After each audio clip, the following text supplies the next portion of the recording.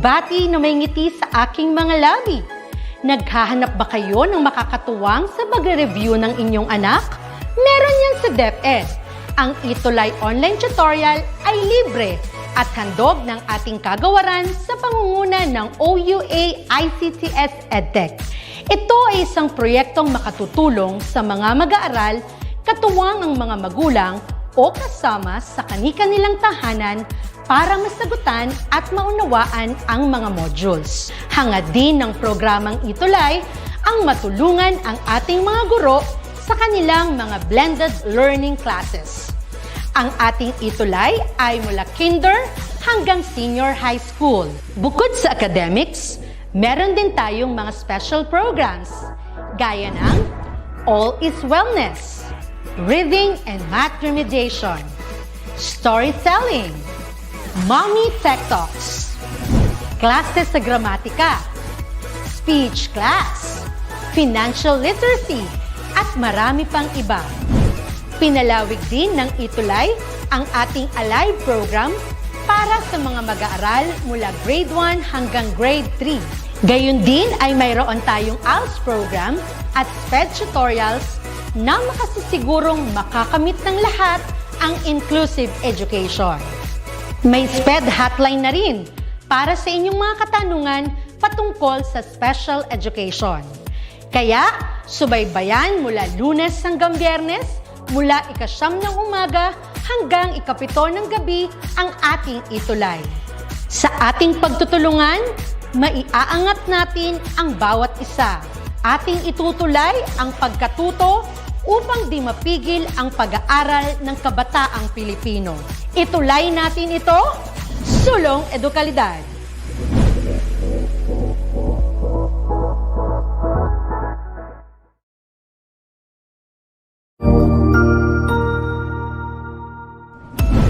Mabuhay! Isang mapagpalang araw sa ating lahat. Ako ang inyong lingkod, Tutor Madge. Welcome sa ating ETUlay, ang ating libreng online tutorial na hatid ng ating kagawaran ng edukasyon, ICTS EdTech. Ang programang ito ay inaasahang makatutulong at maging karagdagang kaalaman sa mga mag-aaral mula kinder hanggang senior high school, ALS, Alive, at SPED learners. Bukod sa pagsagot ng mga modules, ang ETUlay ay may mga special programs din na siguradong aabangan ninyo araw-araw. Katuwang ang ating mga minamahal na mga magulang at guro ay maitutulay natin ang pagkatuto. Kaya, ihanda na ang inyong module, lapis, papel o kwaderno. Ihanda rin ang isip, mata at tenga sa isa na namang makabuluhang aralin. Tayo nang matuto kasama ang inyong volunteer online tutor sa oras na ito.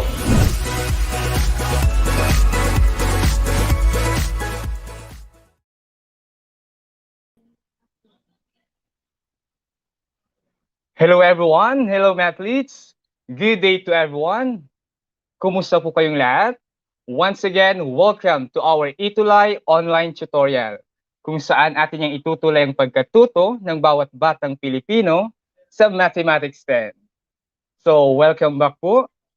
So, huwag kalimutan, every Matherific Friday from 3:40 to 4:20 p.m. Sa araw na ito ay makakasama ko po si Tutor King. Tutor King, kumusta po? And hello everyone! Okay naman ako, Tutor Well. Good afternoon everyone from all over the Philippines, from Luzon, Visayas, and Mindanao, na nakatutok at walang sawang na nanonood dito sa ating EdTech Live natin ngayong oras na ito. Ako nga pala si Tutor King from SDO Tarlac Province. Okay, thank you so much, Tutor King. So, mamaya, mathletes, makakasama pa natin si Tutor King para ituro sa atin ang isa pang math lesson for this session. Okay po? So, this time, ang pag-uusapan natin ngayon ay illustrating and solving problems involving polynomial equations. So, pang week 8 na po natin ito. So, what do you think? Kaya po? So, alam ko, kaya natin ito. So, by the way, we have the math challenge of the week. Nasagutan niyo po ba yung math challenge natin last time? Okay, ano nga ba yung naging math challenge natin last time? So, we have this one. Anna and Mark are identical twins. In their assignment in algebra, they were asked to get the factored form of x cubed minus 36x. Anna's answer is x times the binomial x squared minus 36, while Mark's answer is x minus 6 times x plus 6. Now, who do you think get it right? Why? And justify your answer. Kasagutan niyo po ba ito, athletes? Okay, the answer for this given problem is Anna get the correct answer because x cubed minus 36x has a common monomial factor, which is x. Therefore, the factor of x cubed minus 36x is x times x squared minus 36. So si Anna nakakuha ng tamang sagot, pero pwede pa pong i-expand ang x squared minus 36, which is magiging pa siyang x plus 6 times x minus 6. Di ba po? And now, our mathlete of the week is Catherine K. B. Obina from Ocampo National High School. So, SDO Camarines Sur. So, congratulations with her math teacher, Teacher Ruel. Okay? For our session, we would like to acknowledge po SDO Bataan, SDO Tarlac Province, and SDO Camarines Sur. So sa kanila nagmula yung binasya nating module and learning materials. Okay? Okay, so now watching with us, we have Rainiel, Kiana, and Kiana. Okay. So hello po sa inyo. Hello everyone who are watching with us this afternoon. So kung nagkamali man sa pagsagot ng math challenge, okay lang po yan. Next time, we may try to answer another challenge. Okay po?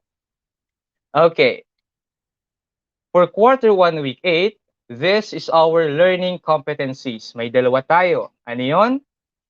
Illustrates polynomial equation and solves problems involving polynomials and polynomial equations.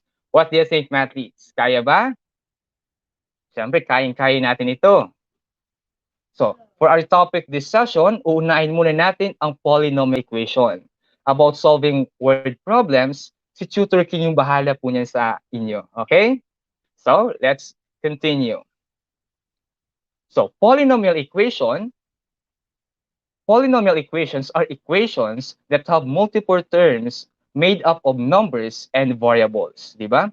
So, I know that you are familiar with polynomials. This time, ang pag-uusapan natin ay polynomial equation. So, what do you think is the difference between polynomial expression and a polynomial equation?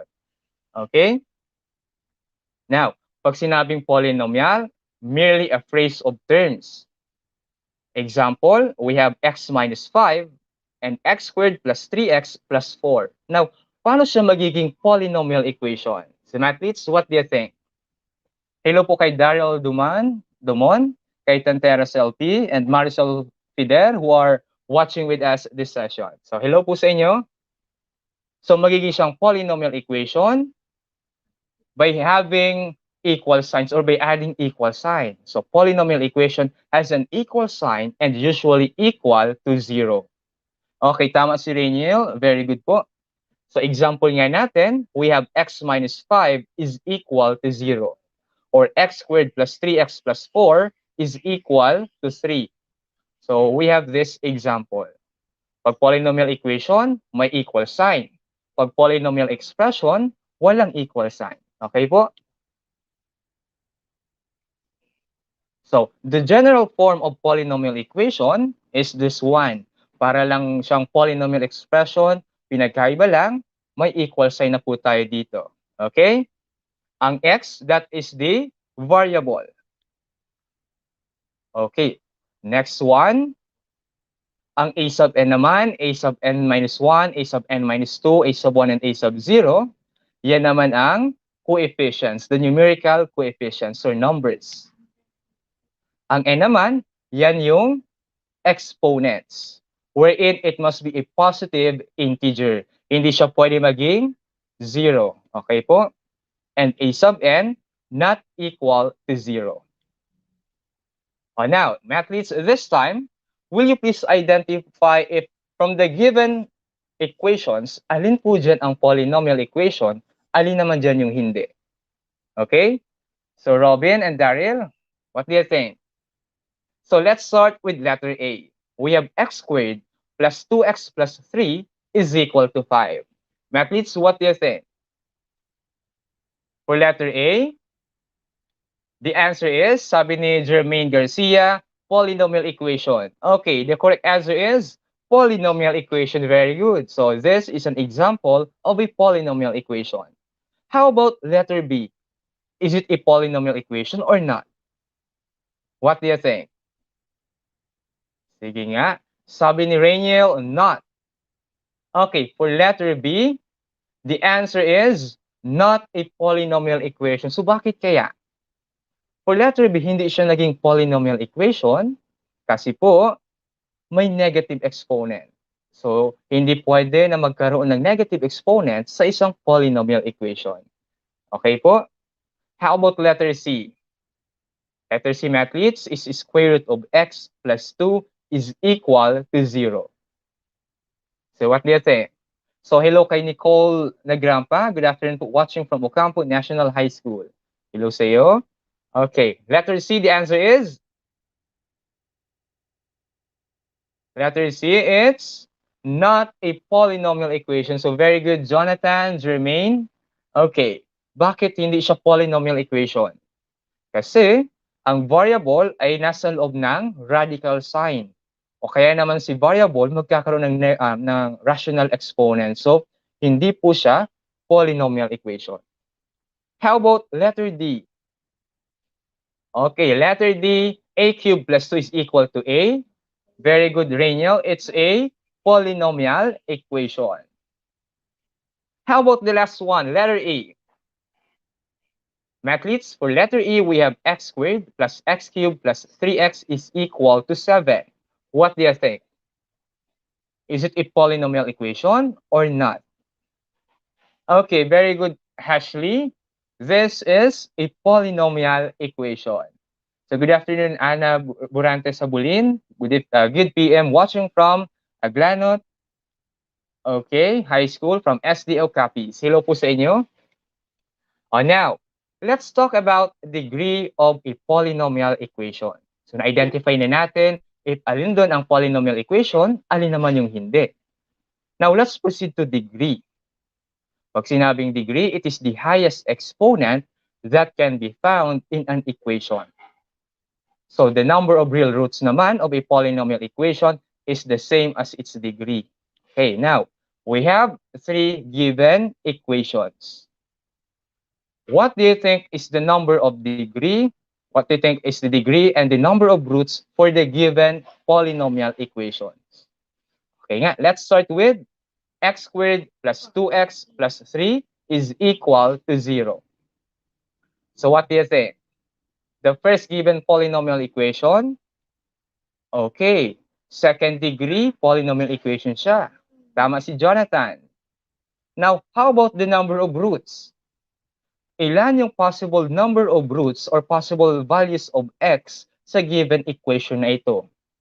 Kung naka-x squared siya, ang number of roots niya will be 2. So may dalawang possible roots. Okay, very good, Gerald, Rainiel, Jonathan, Ashley. Okay, very good po. How about the second one? Yung second naman tayo, we have x raised to 15 plus 3 is equal to 0. What do you think? Ano yung degree niya? And also the number of roots. Since pareho lang sila, okay, very good, Jonathan Gibayan, Rainiel, and Ashley. The answer is 15. Okay, very good. How about the last one? Sige nga. Patingin niyo, mahirap ba ito? Yung last one natin. Last polynomial equation is x times the quantity x plus 2 times the quantity x minus 3 is equal to 0.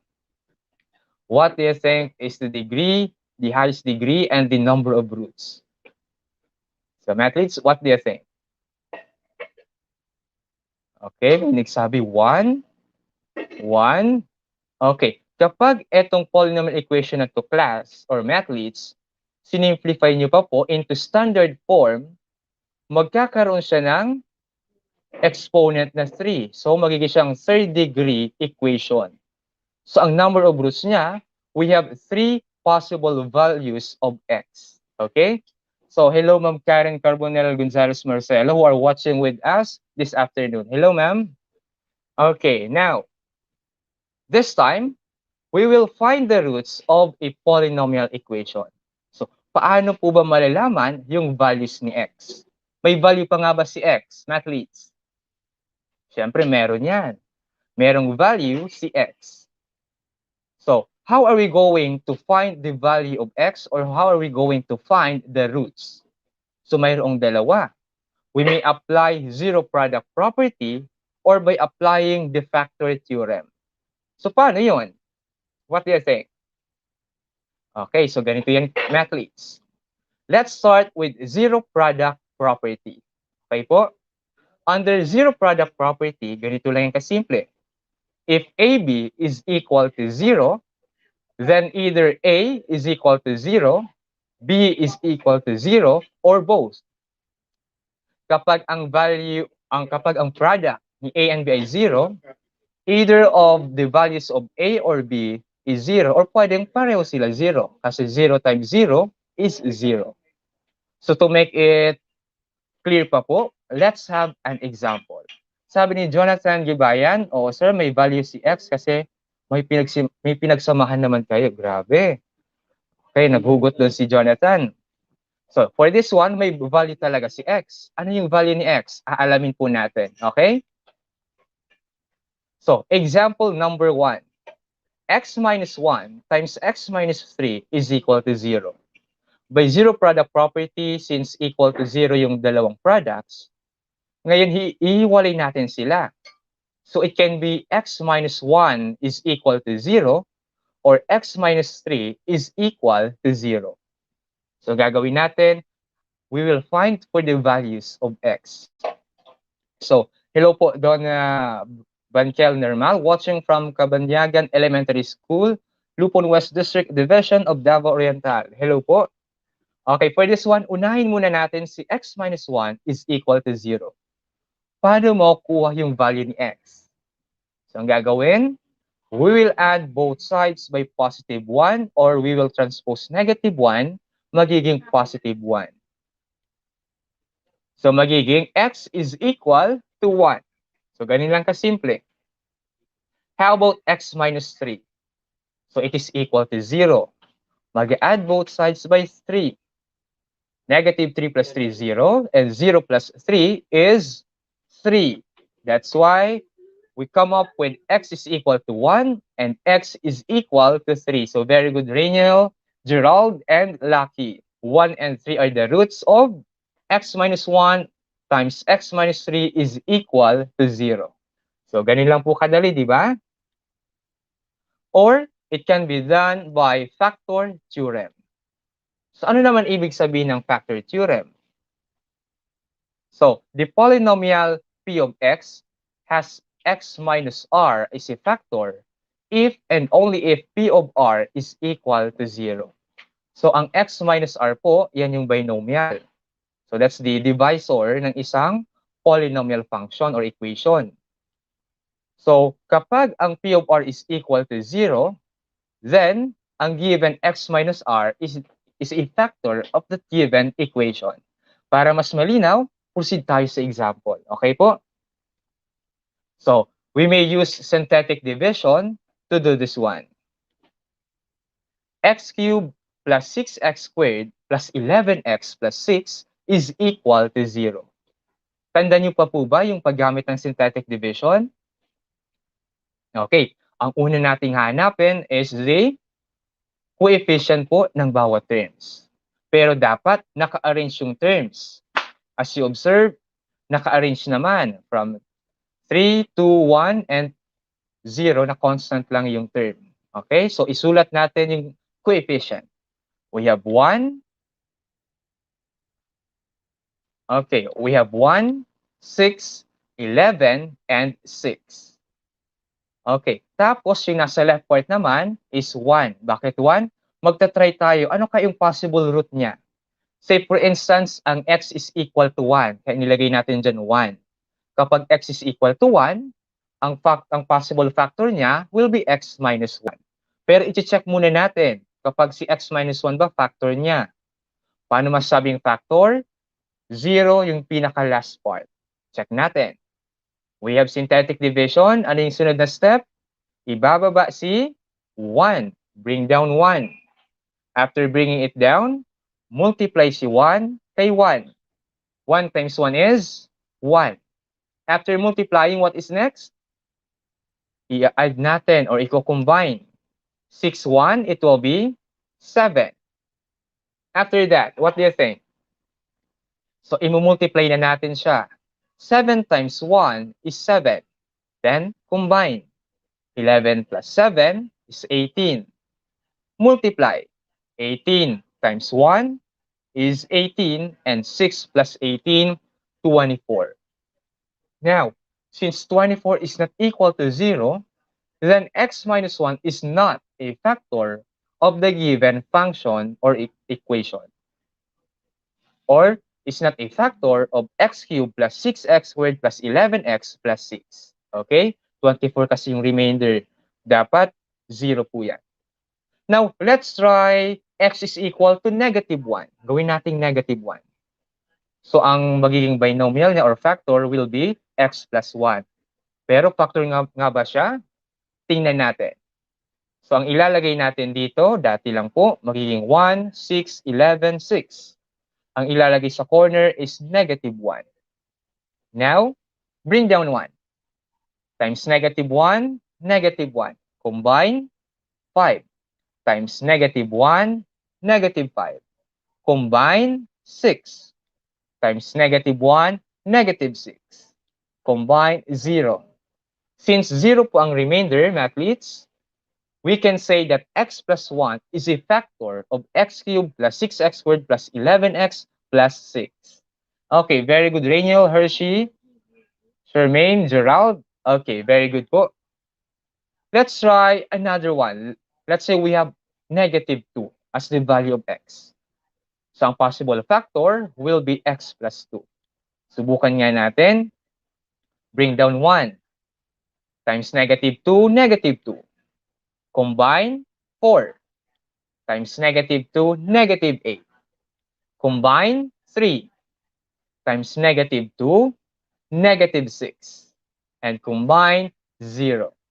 So since 0 po yan, ang remainder, therefore, we can say that x plus 2 is a factor of x cubed plus 6x squared plus 11x plus 6. Diba? Now, let's try another one. What if negative 3? Magiging siyang x plus 3. So, solution, bring down 1 times negative 3, negative 3. Combine 3 times negative 3 is negative 9. Combine 2 times negative 3 is negative 6, and combine 0. So, very good. Hershey, Kim, Gerald, John Carl, Kiana, and Rainiel. Since 0 po yung remainder, we can say that x plus 3 is a factor of x cubed plus 6x squared plus 11x plus 6. Therefore, x cubed plus 6x squared plus 11x plus 6 is equal to 0, has roots of negative 1, negative 2, and negative 3. Okay po? Ngayon, yung synthetic division, one of the ways how to find the factors, pwede naman po yung by substituting the value doon na po sa given equation. Okay po? And also other ways pa po. So for this one, nag-trial and error tayo. Pero pwede naman na gumamit ng rational root theorem kung ano kaya yung mga possible values of x na isa-substitute sa given equation. Okay po? Now, how did you find it po? Madali lang po ba? Diba? Sobrang dali lang naman. Just follow the steps on how to solve the given problem.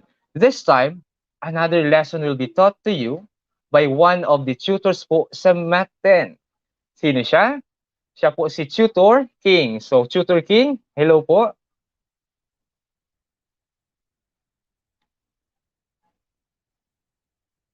Tutor King will be presenting po to you the problems involving polynomials and polynomial equations.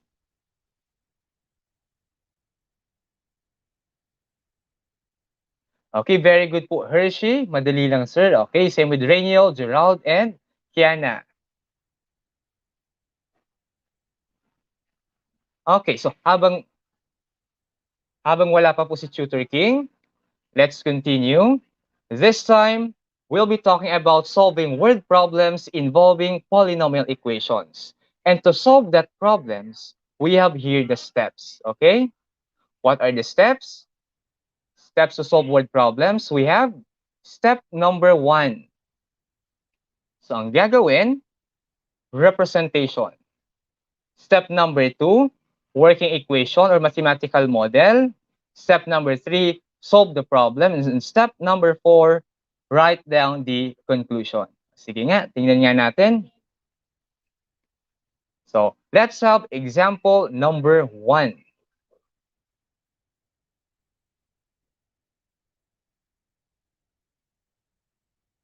Okay, example number 1. Two numbers differ by 5 and have a product of 84. Find the numbers. Okay, so ano kayong numbers na yon? For this one, we have step number 1, which is representation. So we will represent the given data by values or by variables na x. So let x be the larger number. Next, let x minus 5 be the smaller number. Kasi two numbers ay differ by 5. So kapag isa x, yung isa, babawasan mo lang ng 5, so magiging x minus 5. Since we represented those two numbers, what is next? So step number 2, ano yung ma-form na equation? So it will be x times x minus 5 is equal to 84. So bakit tayo nag-times? Kasi sabi product o have a product of 84. Since product yun, we will multiply x and x minus 5. Ang product niya daw is 84. So it will be equal to 84. Okay po? So while waiting for Tutor King, continue po muna natin. What is step number 3? Since mayroon na tayong equation, we will solve the given problem using the equation na na-form natin. Okay po? So ito na nga yung equation. X times x minus 5 is equal to 84. So distribute x kay x minus 5. X times x is x squared. X times negative 5 is negative 5x equals 84. After nyan, what is next? We will add both sides by negative 84 or simply transpose 84 sa other side, magiging negative 84. Sa right side, equal 0 na lang kasi wala lang natira kasi lumipat na siya sa iba, di ba po?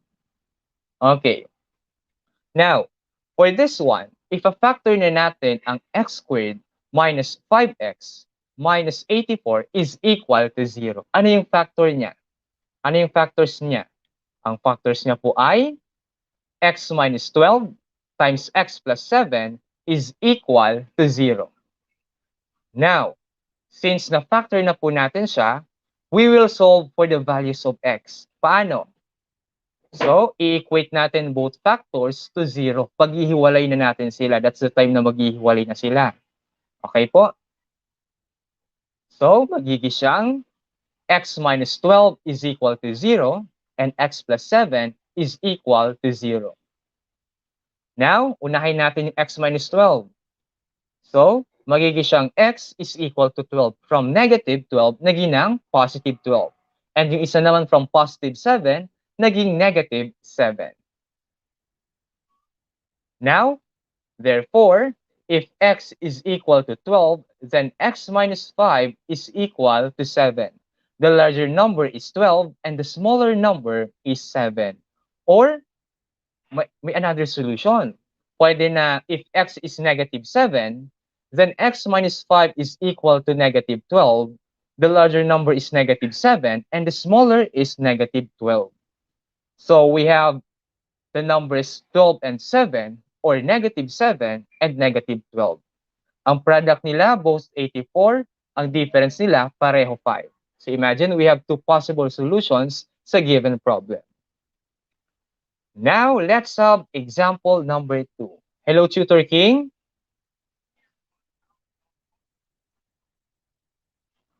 Okay, example number 2. Ito naman. If the sides of a cubic box are increased by 1, 2, and 3 units respectively to form a cuboid, then the volume is increased by 52 cubic units. Find the volume of the cubic box. So what do you think? Medyo mahirap ba? So madali lang po. Ito iisa-isay natin. We will represent the given data by this one. So ang x natin be the side length of the cube. Since cube siya, equal yung measurement ng length. Ngayon, we have let x plus 1 be the width of cuboid. Let x plus 2 be the height of cuboid, and let x plus 3 be the length of the cuboid. So nakalagay, magpa-plus 1, 2, and 3 tayo para sa width, height, and length ng cuboid respectively. Next, sabi daw, let x cube be the volume of the cubic box. Okay. Now, what will be the working equation? So simple lang, since volume siya, imumultiply natin yung tatlo. Ano-ano yon? We have the length, width, and height ng given cubic box or cuboid.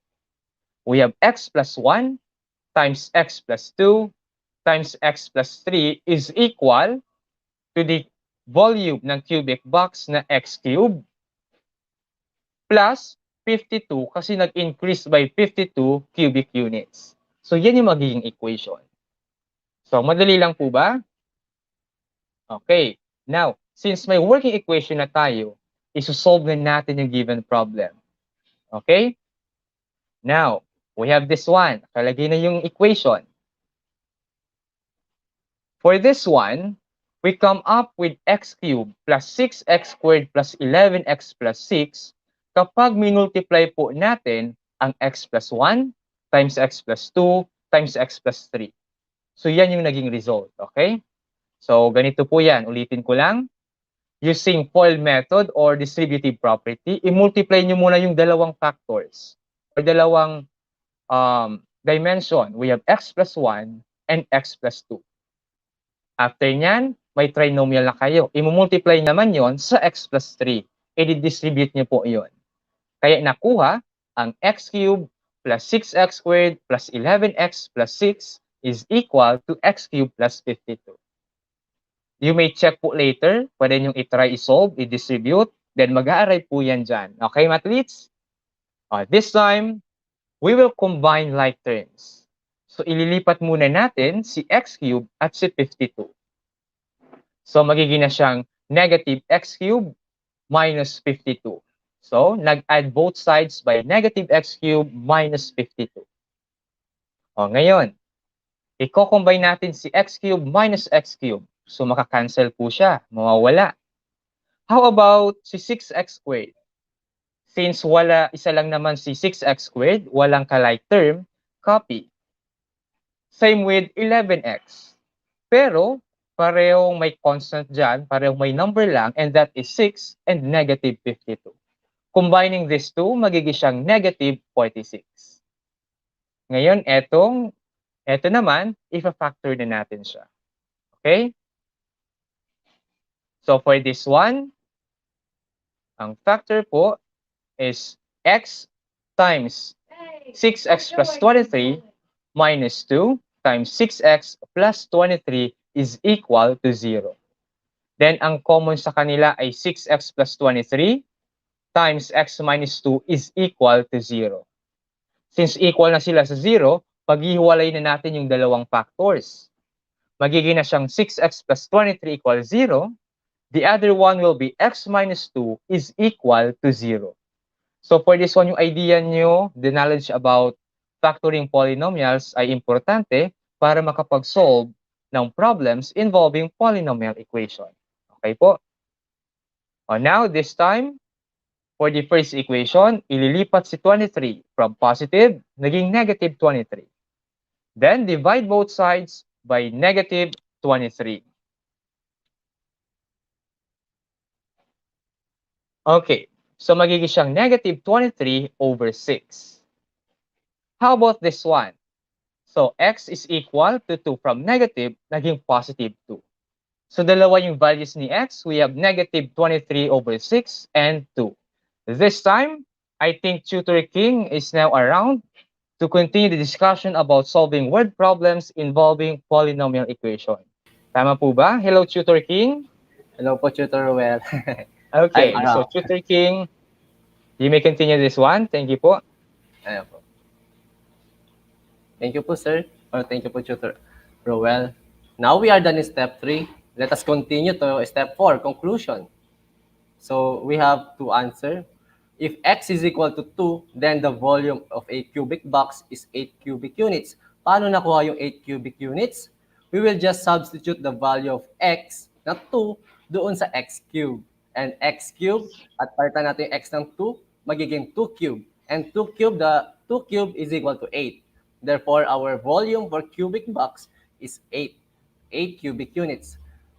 Pwede rin ba natin gamitin itong x is equal to negative 23 over 6? Hindi natin pwede gamitin yan.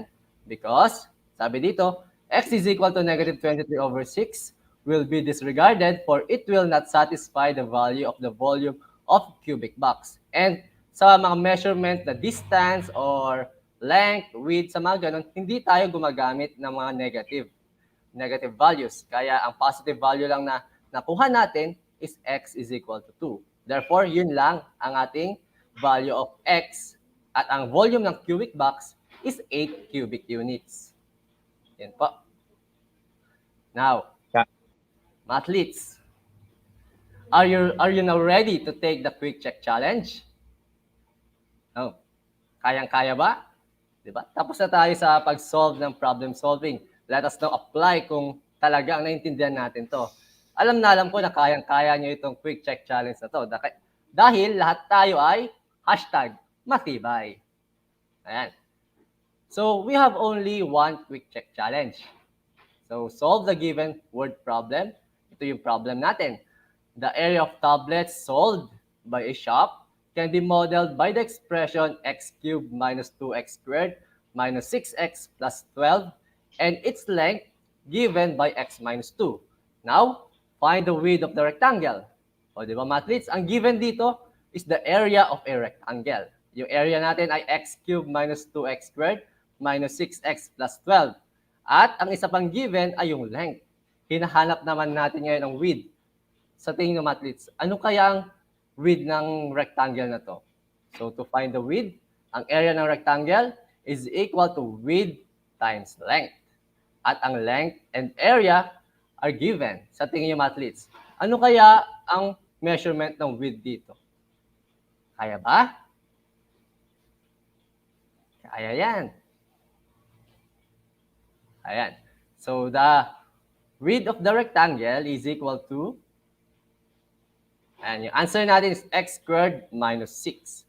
Paano natin nakuha yung x squared minus 6? I will show you the solution kung paano natin nakuha yung x squared minus 6. So, given yung area natin is x cubed minus 2x squared minus 6x plus 12. We will divide that sa value or sa length natin. Ang length natin ay x minus 2. So, we can use synthetic division kasi for me, ito yung pinakamadaling way to divide polynomials. So, first step sa ating synthetic division, ayan, tama si Reniel. Synthetic division po ang gagamitin. So, we will just get the coefficient of the terms sa ating area. So, 1 and negative 2, negative 6, and 12. And 1, negative 2, negative 6, and 12. And we will divide it by x minus 2. And the value, or when we equate x minus 2 into 0, the value of x is 2. Kaya 2 ang ilalagay natin dito. Now, let us proceed sa synthetic division. The first step, we will bring down 1. Then 1 times 2. 1 times 2 is 2. And then add. Let's add negative 2 and 2. That is 0. Then 0 times 2. That is 0. Kasi any number that multiplied by 0 is 0. Then negative 6 plus 0. Still negative 6. Then negative 6 times 2. That is negative 12. And 12 plus negative 12 is 0. Now, after we use the synthetic division, makukuha natin yung coefficient ng quotient. So, yung 1, 0, negative 6, ilalagay lang natin siya sa coefficient. We have 1x squared plus 0x plus negative 6. And when we simplify that, makukuha na natin yung width, which is x squared minus 6. Ayan. Sabi ni Rainiel, ayan, x squared minus 6 po. O, tama siya. Galing. Great. Now, ayan, sabi rin ni Gerald Cultivo, x squared minus 6. So, tama rin. Ang galing-galing. Now, let us call Tutor Roel. Ayan pala si Tutor Roel for Math Hello Challenge po. of the Week. Yes po. Thank you so much, Tutor King. Di ba po ang gagaling ng mathletes natin, nakuha yung quick check challenge po natin for this week. Now, this Yes. time, alam kong masasagutan din po nila ito, and this is the math challenge of the week. This is for the 8th week naman po. And the challenge is, the dimensions of a cabinet are with the height of 2x plus 9 inches, length which is 5x minus 3 inches, and width of 3x plus 2 inches. If the volume of the cabinet is 7,106 cubic inches, then what is the value of x? Again, you are going to solve for the value of x of the given problem. Ano kaing mga form na polynomial equation? So what do you think, mathletes? For this one, you will simply multiply the 3 dimensions. So magiging siyang 2x plus 9 times, 5x minus 3 times, 3x plus 2 is equal to 7,106. Then, solve the given problem following the solution, just like what we did with the previous examples. Okay po? Don't forget to write hashtag Math and Challenge, hashtag TutorWell, hashtag TutorAbhil, and hashtag TutorKing when you post this one in our Facebook account. Saan pa nga po ito, Tutor King, pwedeng i-post? Pwede natin itong i-post sa sa ating official group page na DepEd ETUlay or DepEd EdTech Unit. Yes po, yun nga. So we're looking forward na masasagutan ito ng ating mga mathletes. Tama po ba? Okay, congratulations po sa lahat na nag-try sumagot sa ating challenges for today. Now, I think this time, papasok po ang ating isa sa mga magagaling na tutor, and that is Tutor Abhil. Hello po, Tutor Abhil. Yes, hello, Tutor Ruel and Tutor King. Well, mga great and learners, it's Masalino Day Friday at maraming salamat sa patuloy na pagtutok sa ating DepEd online tutorial, ang ETUlay, mula po nung week 1 hanggang week 8. And congratulations mga great and learners for a job well done. Tunay nga kayong certified Masalino dahil kasama namin kayo lagi tuwing Biyernes. And of course, to recognize our most supportive schools at yung ating mga excellent duty, ay magkakaroon tayo ng konting recognition para sa ating mga great and learners. Direct, pa-share po na aking screen.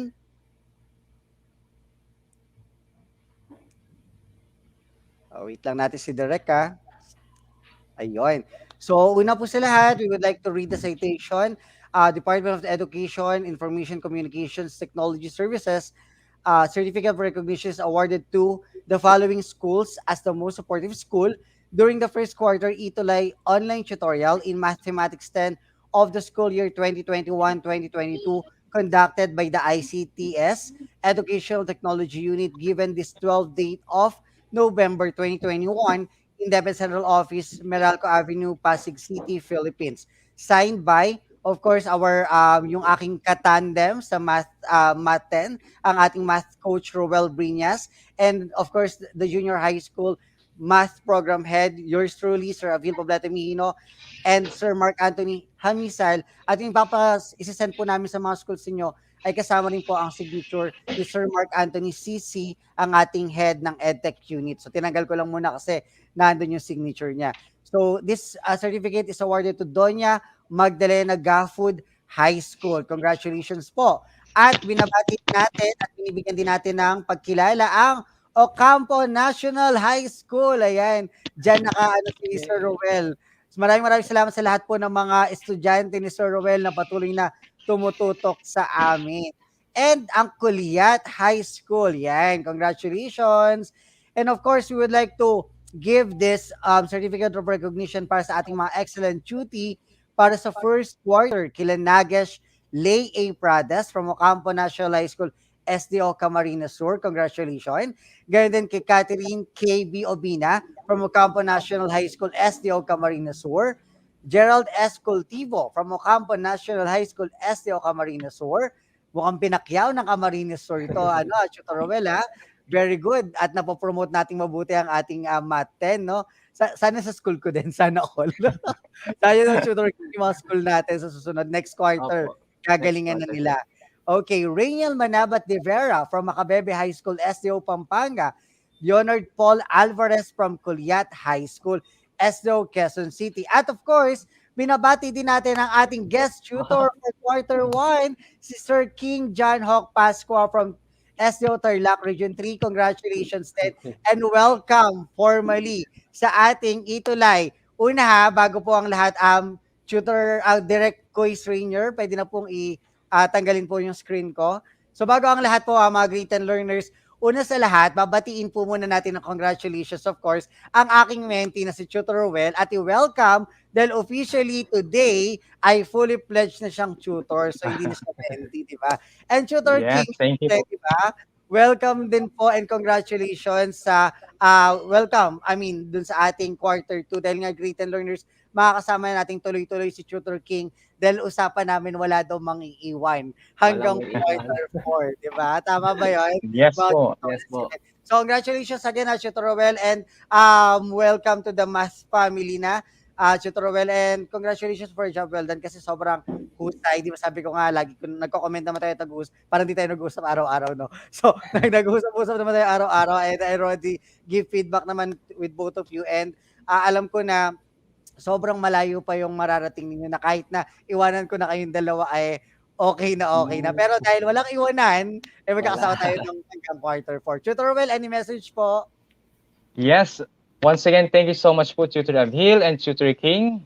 And also to all the mathletes from Ocampo National High School, from the SDO Camarines Sur, who are participating with us, watching with us every Mathrific Friday from 3:40 to 4:20. And also all the learners from all over the Philippines, Luzon, Visayas, Mindanao.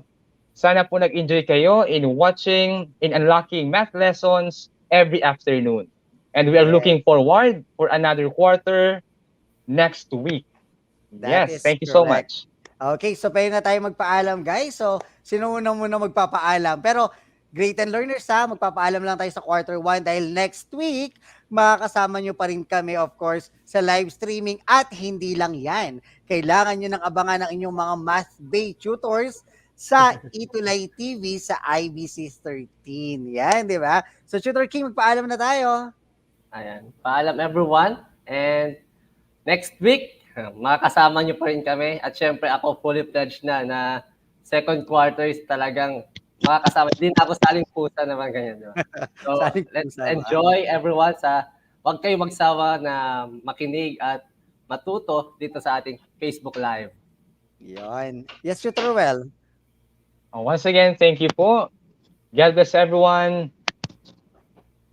Okay, so guys, ulit mga great and learners, ang ating mga great and math leads, kayo po ang mga math coaches ninyo sa Mathematics 10 na hindi nga nagpapaalam pero nagpapasalamat sa patuloy na pagtutok sa ating quarter 1. At kita-kita tayo ulit next week sa ating quarter 2. Huwag nating kalimutan na mag-subscribe sa ating official YouTube channel, ang DepEd TV, para masiguradong marireplay natin ang ating mga online tutorial sessions. So muli, ingat po palagi, God bless, stay safe, stay sane, and bye-bye po. Bye, guys.